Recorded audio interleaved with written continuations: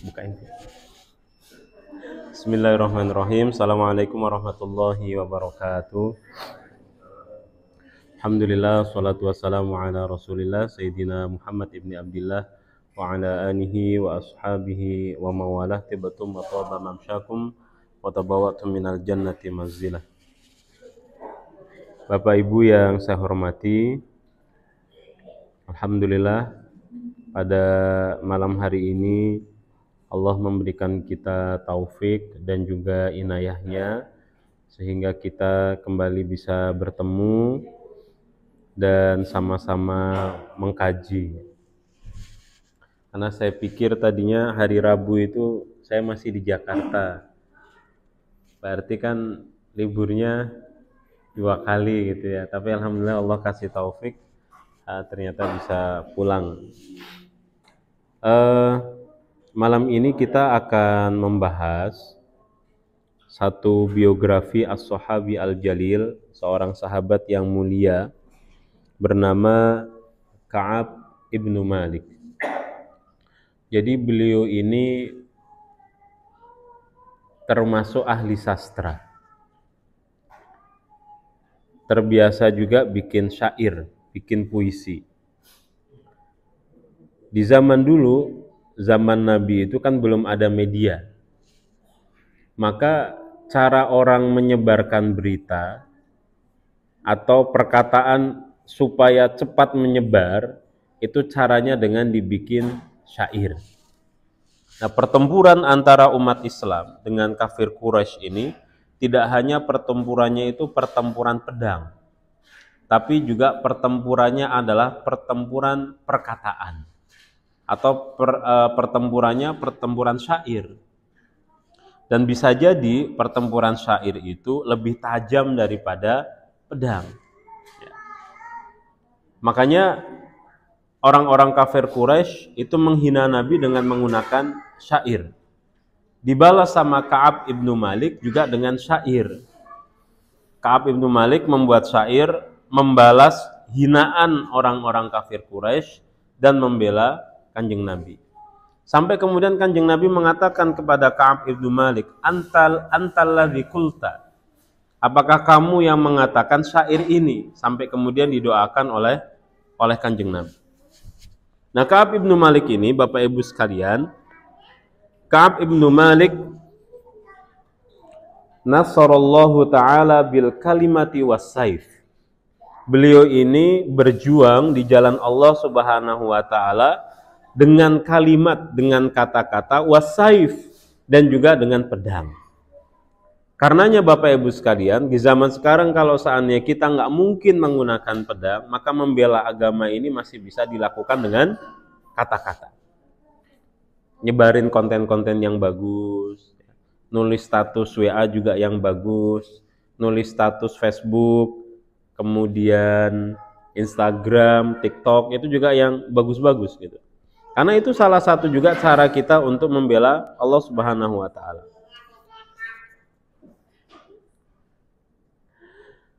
Nah, kalau kemudian kita mau mencari, jadi kan begini. Kalau kita bahas dari awal, sahabat-sahabat Kanjeng Nabi itu bisa masuk surga gara-gara apa sih? Ya. Ada karakter yang paling menonjol. Abu Bakar itu masuk surga karena anutan, rojulun muto'. Beliau orang yang sangat taat betul, anutan, wong iki anutan. Orang cerekalan ke orang mato, nah wato eske. Nah, kalau Umar bin Khattab itu masuk Islam, masuk surga itu karena beliau tegas gitu. Rojulun hazim, beda betul sama Abu Bakar. Sementara Utsman bin Affan masuk surga itu benang merahnya karena beliau orang yang sangat pemalu. Sementara Ali bin Abi Thalib itu masuk surga, benang merahnya itu karena kecerdasannya, kehati-hatiannya, orangnya hati-hati, teliti betul. Nah, Ka'ab ibnu Malik ini nanti masuk surga gara-gara apa? Peristiwa yang paling besar dan benang merah dari Ka'ab ibnu Malik adalah beliau seorang yang bertaubat. Pati-pati wong tobat ke berarti karena apa? Hah? Karena dosa. Karena dosa. Jadi jangan pernah khawatir kalau kita ini pernah punya dosa, karena ada juga sahabat Kanjeng Nabi ini yang masuk surga itu gara-gara bertobat. Ya. Nah, Ka'ab bin Malik ini dikatakan di sini annal haditha an Ka'ab bin Malik wa hadithu an sifah innahu at-taib. Yang paling menonjol dari Ka'ab bin Malik adalah beliau seorang sahabat at-taib yang bertobat. Apa permasalahan Ka'ab bin Malik ini? Jadi kata beliau dalam satu riwayatnya menceritakan tentang dirinya sendiri, walaqad syahidtu ma'a Rasulillahi lailatal aqabah hina tawathaqna 'alal Islam. Saya termasuk orang yang hadir ketika Bai'atul Aqabah. Bai'atul Aqabah itu apa? Ada satu pertemuan antara Kanjeng Nabi dengan beberapa utusan orang-orang Ansor atau orang-orang Muhajirin. Jadi Ka'ab bin Malik itu termasuk as-sabiqunal awwalun dari orang-orang Muhajirin. Karena beliau ikut Bai'atul Aqabah. Jadi sebelum Nabi hijrah itu ada peristiwa namanya Bai'atul Aqabah dulu. Setelah Bai'atul Aqabah lalu Nabi meminta orang-orang ini untuk kembali ke Madinah, dakwah di Madinah, lalu ada lagi Bai'atul Aqabah yang kedua, orang semakin banyak lagi yang ikut sama Kanjeng Nabi. Baru kemudian Kanjeng Nabi hijrah. Jadi ini termasuk sahabat yang pertama kali masuk Islam. Wa ma uhibbu anna li biha mashhada badrin wa in kanat badru adhkar fin nasi minha. Dan saya lebih suka bagi diri saya ini ketika saya bisa dikasih kesempatan oleh Allah Subhanahu wa taala untuk ikut Bai'atul Aqabah daripada ikut perang Badar. Karena Bai'atul Aqabah itu lebih dulu. Baru kemudian terjadi hijrah, setelah ada hijrah baru kemudian ada perang Badar. Karena min khabari anni lam akun qattun. Jadi permasalahan dari Ka'ab bin Malik itu, ya, beliau pernah tidak ikut perang, ya, tidak ikut perang, dan perangnya adalah perang Tabuk. Kata beliau apa? Ketika perang Tabuk itu saya nggak ikut, wala aisar hina takhallaftu anhu fi tilkal ghazwah. Keadaan saya itu bukan karena saya nggak punya uang, kata Ka'ab bin Malik, ketika saya nggak bisa ikut perang Tabuk. Kan sama Bapak Ibu sekalian, ada orang nggak bisa datang usroh, itu biasanya kenapa? Mungkin karena sakit, mungkin karena nggak punya uang bensin. Ya. Kata Ka'ab bin Malik, saya waktu itu nggak bisa ikut perang Tabuk, kata dia, padahal situasinya saya itu paling mudah saat itu. Kondisi saya itu enak. Ya. Bahkan beliau mengatakan wallahi majtama'at indi qablahu rahilatan qattun. Ketika perang Tabuk itu saya punya 2 kuda. Padahal sebelum-sebelumnya saya nggak pernah punya kuda. Artinya apa Bapak Ibu sekalian? Terkadang kita ini diuji sama Allah Subhanahu wa taala dengan kemewahan. Kadang diuji sama Allah Subhanahu wa taala dengan semuanya serba mudah. Dulu ketika zaman Liko naik sepeda itu kayaknya semangat gitu. Tapi begitu kemudian sekarang punya motor, punya mobil, akhirnya justru aras-arasan. Meleho. Jadi yang hilang itu semangatnya, bukan karena nggak ada fasilitasnya. Itu juga yang terjadi sama Ka'ab bin Malik, sahabat yang hebat itu. Ketika fasilitas ada, justru kemudian saya nggak punya semangat. Apalagi di saat itu kebun saya sedang berbuah. Saya ngelihat kebun lagi, pengen manen lagi. Ujiannya ujian panen. Jadi perdagangan lagi bagus-bagusnya, jual beli lagi bagus-bagusnya, keuntungan lagi bagus-bagusnya, diminta untuk perang. Berat itu Bapak Ibu. Jadi Tabuk itu kan jauh. Kata Ka'ab bin Malik, nanti biar orang jalan dulu. Toh saya sekarang juga punya kuda. Dulu saya berangkat perang tuh jalan kaki juga saya bisa. Sekarang saya punya kuda. Nantilah takpur dhisik wong-wong ke memplakun dhisik engko aku nyusul nganggo jaran, numpak kuda. Tapi ternyata besoknya gitu ya, aras-arasan meneh. Ngesoya aras-arasan meneh sampai kemudian dia menetapkan satu keputusan, aduh, koyone wong wis terlalu adoh. Nek aku bedak juga ora ketuk gitu. Orang nyanda, orang udah terlalu jauh, kalau saya harus memacu kuda saya nggak akan sampai. Akhirnya dia nggak jadi berangkat perang, padahal kondisi, fasilitas, kemewahan lagi bagus-bagusnya. Lalu beliau mengatakan begini, ketika dia sendirian di Madinah, orang-orang sudah berangkat ke Tabuk. Kata beliau apa? Fakuntu idza kharajtu fin nasi ba'da khuruji Rasulillah. Kalau saya keluar rumah itu yang saya temuin siapa? Fatuftu fihim akhzani anni la ara illa rajulan ma'musun alaihin nifaq. Au rajulan mimman azzarallahu minad du'afa. Kalau saya keluar rumah, saya nggak pernah ketemu sama siapapun kecuali pasti orang itu adalah orang munafik. Wah, itu sudah pertempuran batin itu. Ada sahabat yang loyal banget. Nah, kader apa warnanya? Solid atau apa namanya itu?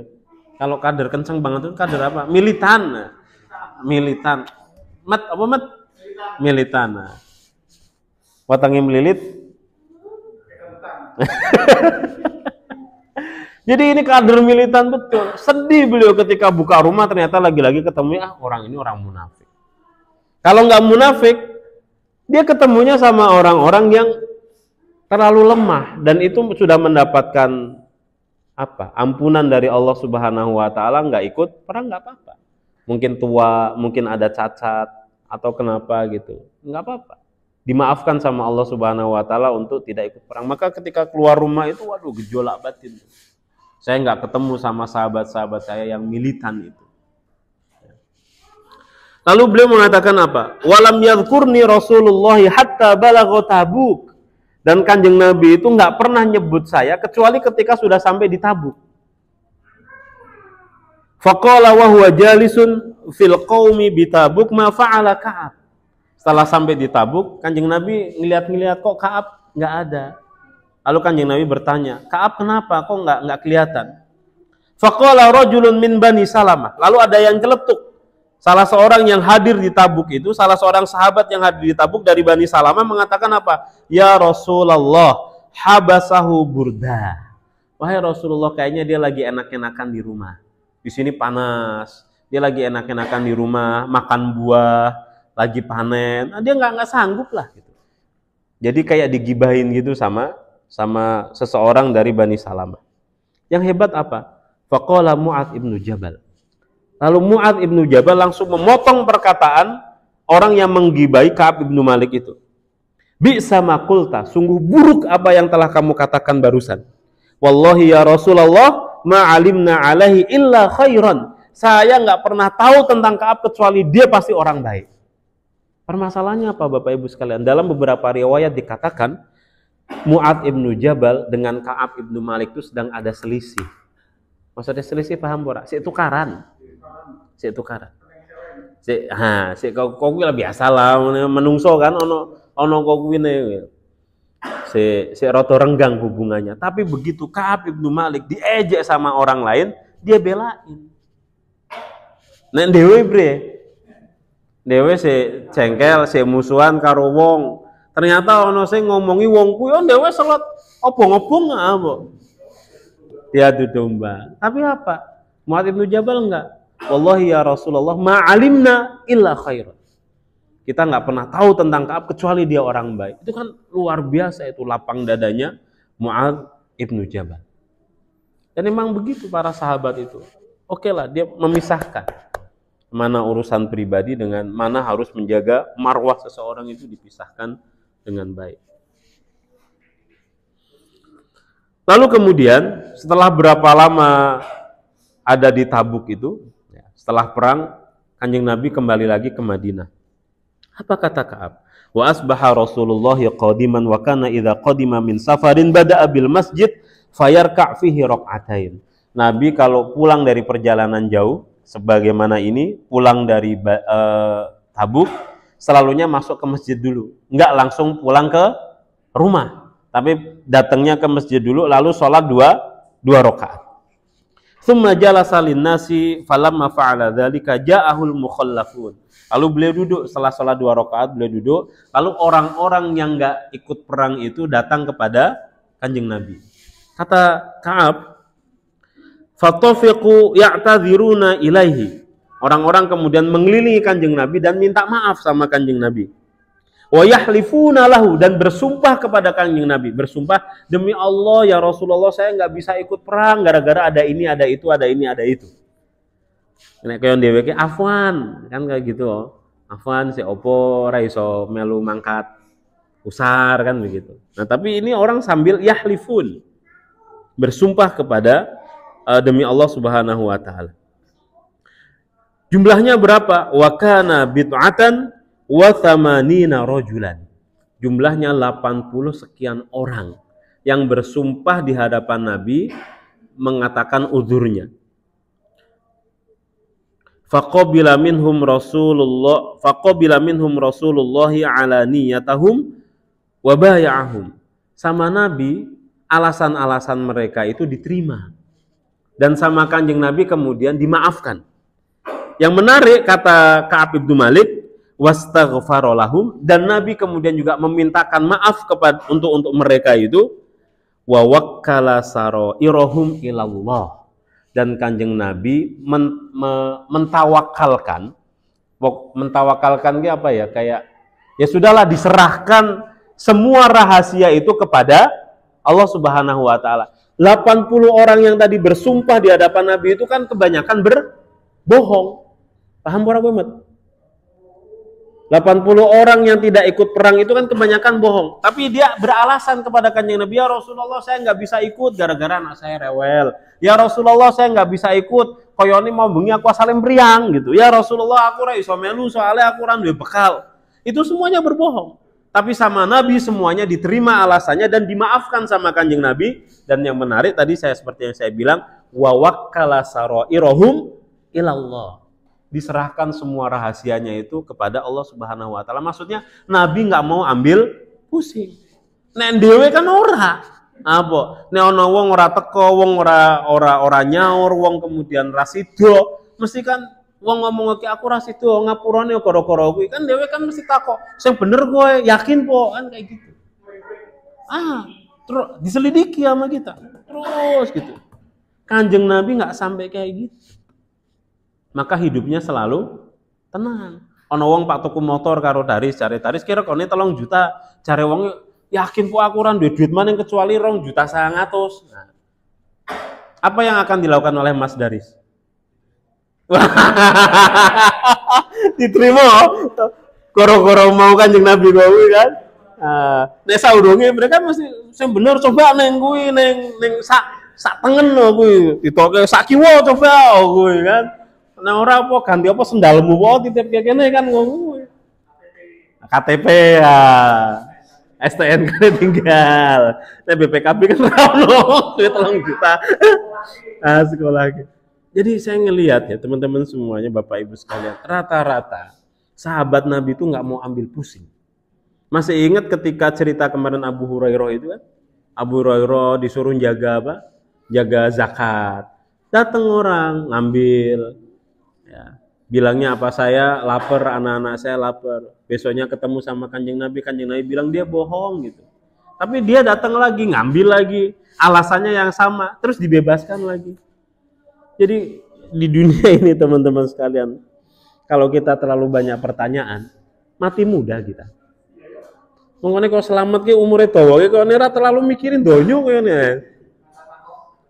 Bodoh sih, tapi goro-goro kuwi akhirnya dawa umure. Kanjeng Nabi kalau mau menggali itu bisa, dan Kanjeng Nabi tahu mereka munafik. Mereka berbohong, 80 orang itu bohong. Masa Kanjeng Nabi nggak tahu? Pasti tahu lah Nabi. Tapi yang saya tertegun di sini itu wa wakkala sarairahum ilallah. Kanjeng Nabi wis pak ora temen. Urusane Gusti Allah. Ya.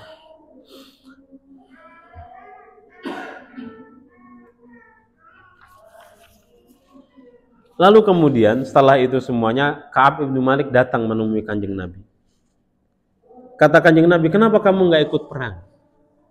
Apa kata Ka'ab? Fakultu bala inni wallahi lau jalastu inda ghairika min ahli dunya la ra'aitu anni sa'akhruju min sakhtihi bi'udhrin.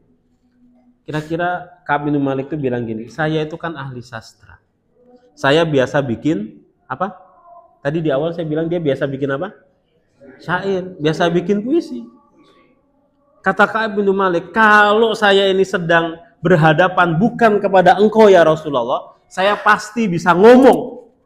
Dan saya pasti dimaafkan sama orang itu, karena saya pintar ngomong. Iya dong, orang ahli sastra, dia nyari alasan apa bisa aja dong. Ya. Lalu apa? Walaqad ughtitu jadalan, dan saya juga pintar berdebat.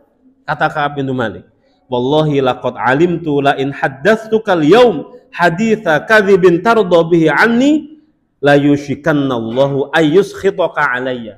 Saya bisa aja ya Rasulullah cari alasan ini, cari alasan itu, tapi saya khawatir kalau seandainya nanti Allah murka sama saya. Jadi masalahnya ini soal masalah keimanan. Makanya kemudian beliau mengatakan apa? La wallahi ma kana li min uzrin. Demi Allah saya nggak punya alasan apapun. Aku ora duwe alasan. Orang melu perang ki aku ora duwe alasan. Nek aku pak ngarang-ngarang iso. Kaya dhewe ki ngarang-ngarang asline ra entuk PLT tapi karena pinter iso nggawe syair, pinter juga apa arane jidal ki apa tadi berdebat, iso. Iso entuk PLT.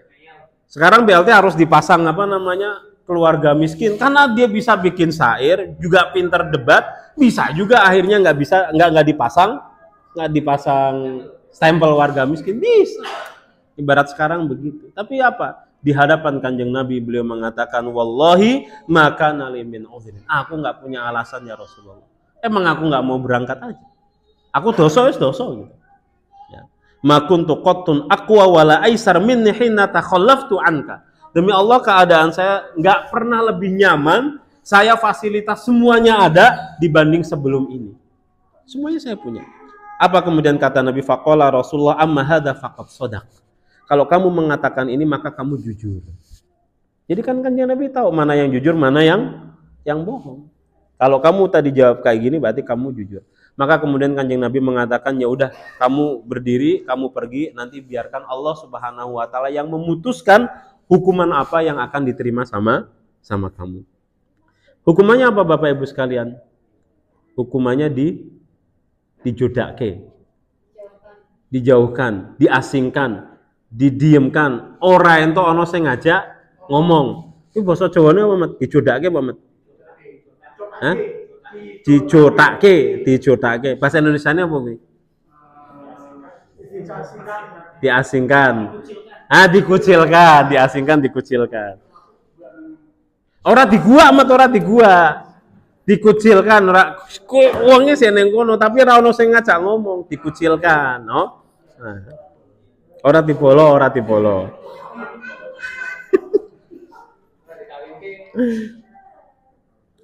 Jadi ketika dia nggak dibolo itu, nggak ada satu orang pun yang ngajak ngobrol sama dia. Dia nanya, ada nggak orang lain yang dapat hukuman sama seperti saya? Orang-orang mengatakan ada 2 orang. Mereka adalah Murarah ibnu Rabi' sama namanya satu lagi Hilal ibnu Umayyah.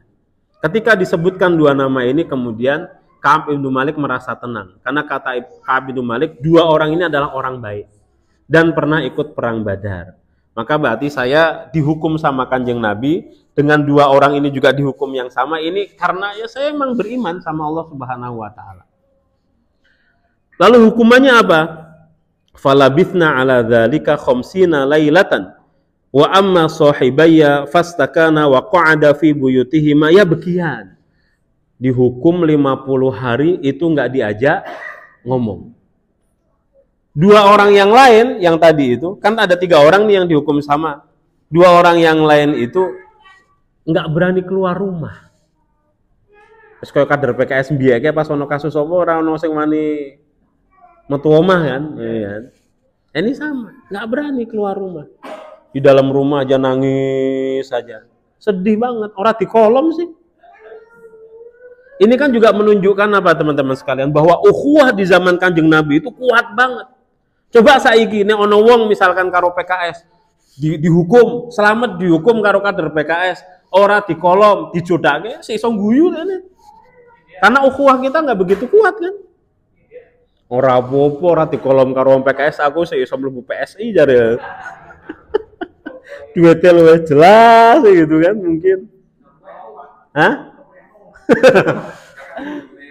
Ini kan kenapa Ka'ab ibnu Malik, kemudian Murarah sampai Hilal itu nangis itu kan karena ukhuwahnya Kanjeng Nabi kuat betul di zaman itu. Ora di kolom ke wis koyo wah. Wis guling-guling wis pokoknya. Sampai kemudian Murarah itu datang ke tempat temennya, mencoba jual beli orang-orang dilayani. Aku Pak Tuku dilengke oto. Aku Pak Tuku koyo ora ono wong ning kono guys. Enggak dianggap. Terus Ka'ab mengatakan, saya ini yang paling muda dan saya yang paling kuat. 2 orang teman saya itu paling di rumah. Saya kemudian berani ke masjid. Neng masjid ora ono sing ngajak ngomong. Nek ono tenen wong to mencar. Ono tenen wong to ngindar. Sampai kemudian uluk salam karo Kanjeng Nabi, assalamualaikum. Dimatke kira-kira Kanjeng Nabi orang balas, tapi dimatke karo Ka'ab. Kira-kira apa ki bibire ki gerak apa ora? Itu siksaan. Bagi satu komunitas yang ukhuwah persaudaranya begitu kuat, kayak gitu siksaan. Nah, pokoknya nek ono wong PKS hukumane oke koyone ora mempan, ora mempan. Kowe biasa odo sih. Nah, nyantai odo nyantai. Mongkone sok mlebu PSI malah. Nah, kemudian teman-teman sekalian, di antara ujiannya Ka'ab ibnu Malik, ternyata kabar bahwa dia dicotak gigi, nggak di kolom itu, kedenger sama raja, salah satu raja namanya Raja Ghassan. Maka Raja Ghassan kemudian kirim surat sama dia. Amma ba'd fa innahu qad balaghani anna sahibaka qad jafaka. Saya dengar kabar bahwa kamu sedang dicotake, kamu sedang dikucilkan sama temenmu itu, maksudnya sama kanjeng Nabi. Daripada kowe ning kono dicotake, kowe melu aku bae. Iki raja non muslim. Daripada nang PKS kowe ora di kolom mlebu nggonku bae kowe kan. Mlebune apa, Mat? PSI. Kira-kira dia disurati kowe mlebu Gelora, mau PDIP kowe. Lalu apa tanggapan? Kan dewe sebagai manusia cok kuwi kan. Wong aku ben duwe karyawan terus tenen melu ning akikah liya kuwi. Manusiawi kayak gitu.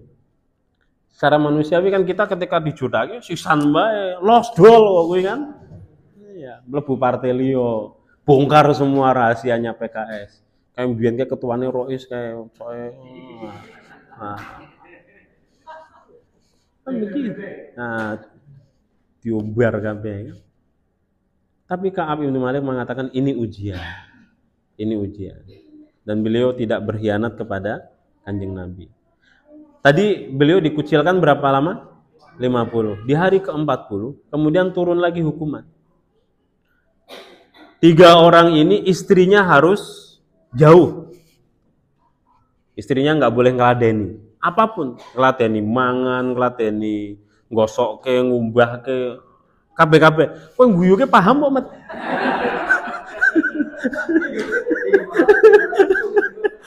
Kaya mbayangke ora tekan ge sih, Mat. Wis tekan kok. Tekan jos. Pokoke bojone rent-rentok ngladeni. Iya.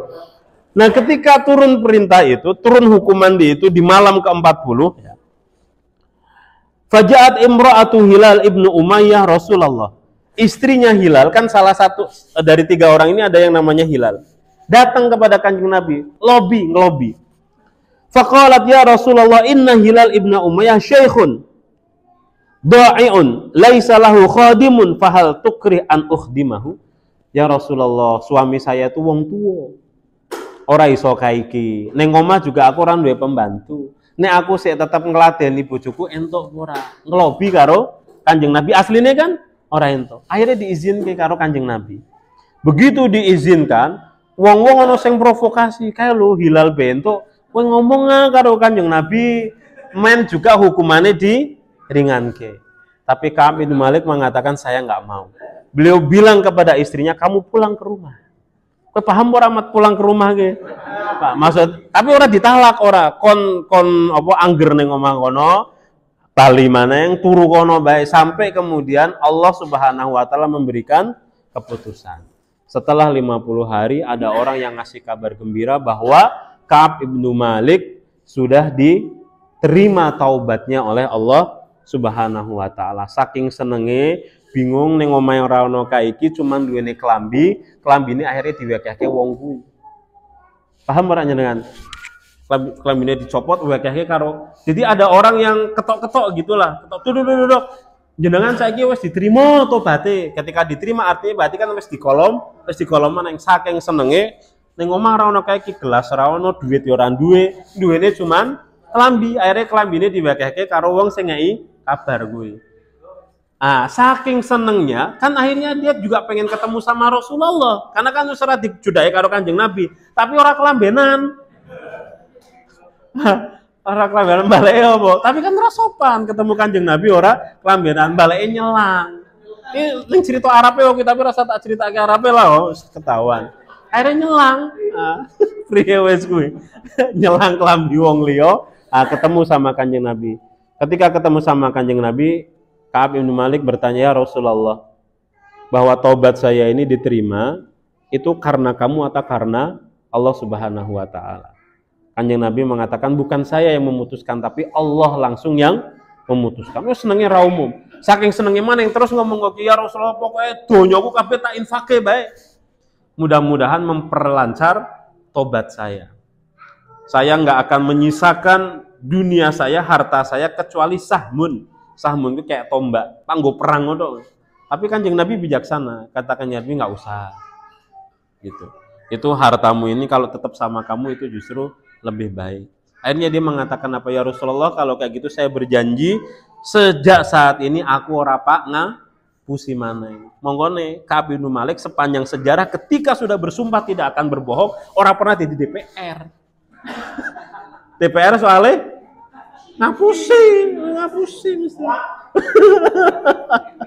Jazakumullah khairan katsiran, terima kasih banyak. Assalamualaikum warahmatullahi wabarakatuh.